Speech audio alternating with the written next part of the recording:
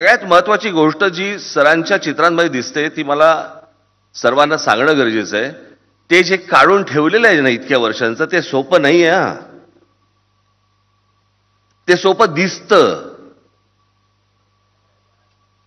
पण त्या प्रकारे सोप्या पद्धतीने चित्र काढणं याच्यासाठी म्हणून रिअलिस्टिकचा आणि अनाटॉमीचा अभ्यास प्रचंड असला पाहिजे, तर ही गोष्ट शक्य होते, अन्यथा होऊ शकत नाही. सरांचं कोणतेही चित्र तुम्ही काढून बघा ज्याच्यामध्ये तुम्हाला सिम्प्लिफाईड दिसेल, पण कुठेही प्रपोर्शन चुकलेलं तुम्हाला दिसणार नाही. एखादा माणूस असेल त्याच्या बाजूला जर स्कूटर असेल तर ते प्रपोर्शन त्यांचं करेक्ट असतं. ते सोपं असतं, पण ते कठीण आहे आणि ते सहज होत नाही. त्याच्यासाठी एक वेगळ्या प्रकारची दृष्टी लागते, त्याच्यासाठी एक वेगळ्या प्रकारची एक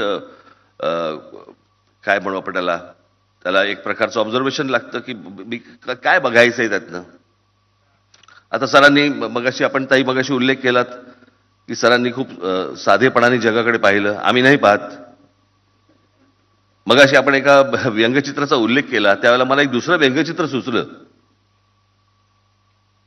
सरांनी ज्यावेळेला एक व्यंगचित्र केलं, आपण मगाशी म्हणालात की एक मांजर आहे, तिची पिल्लं आहेत आणि तिच्या बाजूला एक वात्सल्याचं त्या मांजरीच्या चेहऱ्यावरती एक वात्सल्य आहे आणि त्याच्यात एक उंदीर पण पितोय दूध.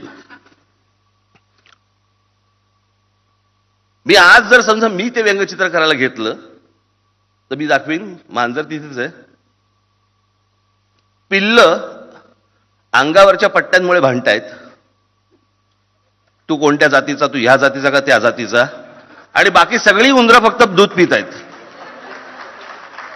आणि ती मांजर म्हणजे महाराष्ट्र.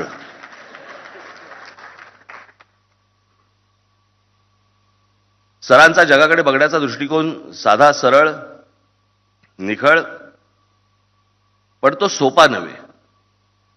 मी स्वतः एक व्यंगचित्रकार असल्यामुळे, चित्रकार असल्यामुळे त्या सोप्या